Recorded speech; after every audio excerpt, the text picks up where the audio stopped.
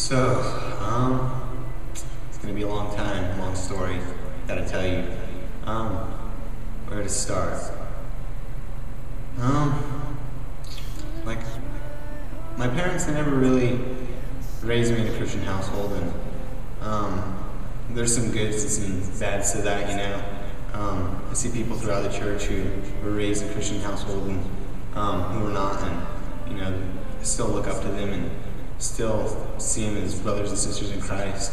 Growing up, my dad and my mom were both raised as Catholics, and they just weren't really, you know, for God. They just believed in Him, and that was it.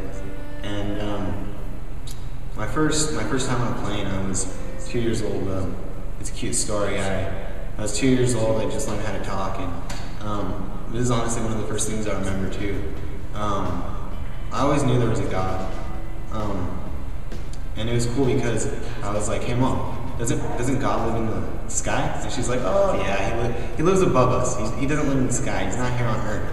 And I wasn't convinced. I was so convinced that, you know, He lived in the sky, and I just kept looking out the window, looking at the clouds.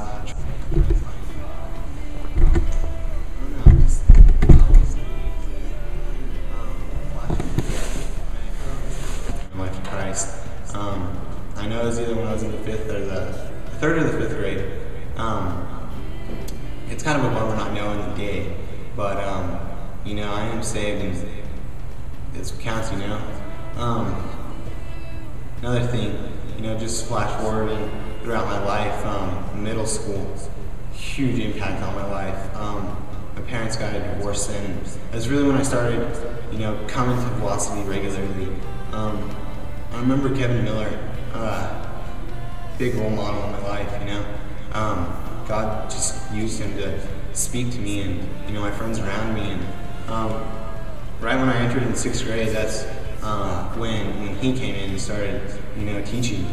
And I just think it's really cool because I don't really want to mention and get too big on this, but, you know, I see AJ going through the same things, you know, and I see a lot of similarities, you know, when they started and what they went through. And, you know, obviously Kevin moved on, and, you know, AJ's gonna move on. Maybe now, maybe later, maybe never, you know. But, you know, he's gonna get wiser like that, and it's just cool seeing that. But back to middle school, it was just really awesome, you know, getting involved with going on trips. I mean, it was my first time going out of town by myself, and you know, to these camps or these retreats, or, you know, even a Bible study, or going to somebody's house and kicking it with them on weekends, you know. And it was just really awesome to see. I remember I started skating when I was in the sixth grade, and I just had a passion for it, and it was just really cool to be able to be by the skate parks, you know, have a skate park that close, and then just, you know, walk into the doors of church, you know. So I just remember that, and you know, my eighth grade year, a lot of my friends, you know, started falling into the world, and I lost so many friends because of that, you know. I didn't follow with them, and I gave up skating because, you know, I wasn't a part of that. And going into high school, I remember just Velocity always being there for me, you know, holding my hand. And when I went into high school, you know, it just changed. Like, I kind of expected, you know, the high school ministry just to be holding my hand, you know, and I had to let go. And, you know, I wasn't skating my freshman year. I remember it was my freshman year at Del Norte High School. I really wasn't living for God, but I wasn't, you know, out partying, doing the high school scene. You know, I was just minding my own business and staying out of everybody else's. And my sophomore year, my mom wanted me to go to a different school, and you know, that's when I realized that I needed to start preaching the Word, and, you know, just talking about God. And you know, it was a fresh start to do that. I didn't know anybody, so they didn't know me. So, I mean, what were they going to do? Just, you know, make fun of me because I was a Christian that they didn't know?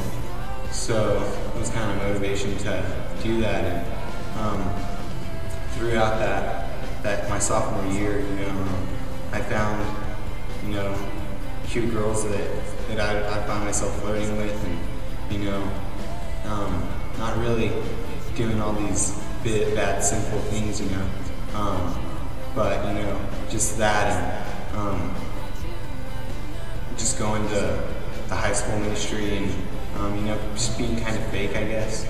And, you know, as a Christian, you know, I would say one thing and then come to church and it'd be different. I remember my junior year, that was a fun year, that was the best year of my life. I really got back into coming to church and, you know, witnessing to people more, and, you know, getting rid of all that stuff with girls and, you know, some of my old friends. And I remember Kevin, I wanted to see what was going on with Velocity. I came back and, you know, we talked for probably like 30 minutes, and he wanted me to be an intern, and, you know, it really wasn't my thing. I didn't want to do that. I didn't like middle schoolers at the time. You know, I felt like God wanted me to, just because Kevin, this awesome guy, you know, that I look up to, you know, wanted me to. And so my junior year, I did that. That's when I got back into skating again, and I just remember just learning tricks, picking up tricks so fast, and, you know, that was the first year I read my Bible, the whole Bible. That was the first time I found my favorite Bible verse. You know, just all this cool stuff. I got my driver's license, I got my first car, and, you know, some of my friends in middle school, they came back to Christ, and it was just the best year of my life. It was my second year at my job, and, you know, I was making a lot of money for a high schooler, and I was just stoked on it. And, you know, I just love life. School was easy for me, it was cake for me, I was getting good grades. And finally my senior year, I went to Sandia High School, and, you know, I kind of had that same mentality of, you know, preaching to people, and, you know, I did. And then again, you know, I found myself saying one thing and doing another thing, you know, just laughing at jokes that I shouldn't be laughing at, or talking with girls that I shouldn't be talking with, or, you know, this or that. And, you know, I was a leader at that time, and I would just come to service, you know, do the chairs, and then leave. You know, I wasn't really in any relationships with the kids. And about halfway through that year, my senior year, I remember AJ, he was like, dude, they're doing a skate scene on the mission trip this year, and, you know, you should really go. And, you know, I didn't know what to do. I kind of did the same thing I did with Kevin. I just said yeah, just because, you know, I looked up to AJ then too, and, you know, he was wanting me to, so I just kind of nodded and said yeah. And it wasn't until my first mission trip in South Dakota, you know, actually getting to know these kids. You know, we'd come once or twice a month to hang out with them and do all these crazy activities and get to know them more. And that's when I, you know, consider myself to be a leader. And South Dakota, you know, it really changed my life. I remember some of my friends that I was skating with got into drug dealing, got into hooking up with girls, and, like, it's hard because, you know, I get rid of them and, like, just straight up just stop talking to them. And you know, I love them to death, and I still hang out with them every now and then, but it was just hard moving on from that. You know, actually really becoming like this real Velocity leader. And so, you know, I'm in South Dakota, and, you know, I get cocky with my skateboarding. And I remember getting cocky in front of this one kid. First guy I met in South Dakota was a skater, and I just did this little trick, and I fell on this rock, seriously, like about that big, and dislocated my shoulder. And you know, it hurt really bad, and thank God, you know, he popped it back in place. But, you know, I went to the bathroom and played with it, made sure it was all right, and, you know, I actually looked at myself in the mirror and it's like, God, like, why would you do this to me? And like, why would you let that happen?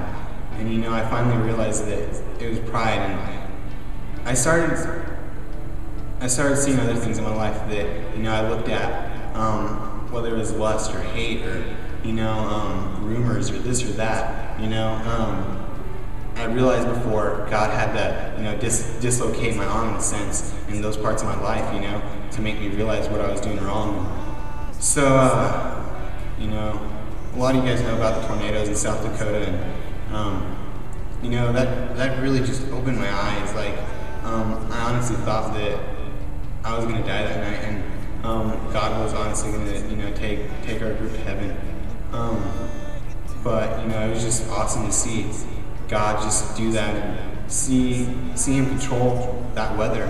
He literally split a sea in half and had a nation walk through it. And these tornadoes were nothing to Him. So after that, I started at college. My first year at college, it's a different scene. It's definitely a lot different in the sense that teachers say what's on their mind, blaspheming God. They don't get mad if you cuss or the things you wear, the things you say. They think that humans know it all, and going to college you get that, and you get to know it all. And the reason I'm in college is, I really want to be a politician for God one day. And I just see this nation of what it became through God, and it's just falling apart because it doesn't have God. Just like the Israelites when they were with God. When they were with God, He was for them and helped them through things. But when they weren't with Him,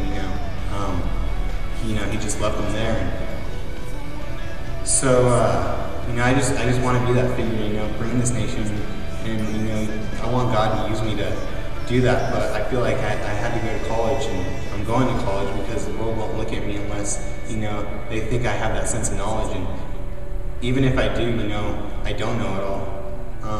And being in this college scene, it is rough. There's just a lot of sin. This is honestly the closest I've ever felt to God. I've seen friends and family members come in and out of the church. I see myself in the past coming in and out of church, but God has definitely answered so many prayers this year in my life, and I just love it because, even though He doesn't answer my prayers the way I want it to be, He still answers it, and He is talking to me, and I'm just so thankful that I'm in that position, and I'm in that position to be, this leader to some of these kids, So I'm just really stoked that God's using me for that. So I'm Ethan Ryman, and that's my gospel story. And search my soul. There's no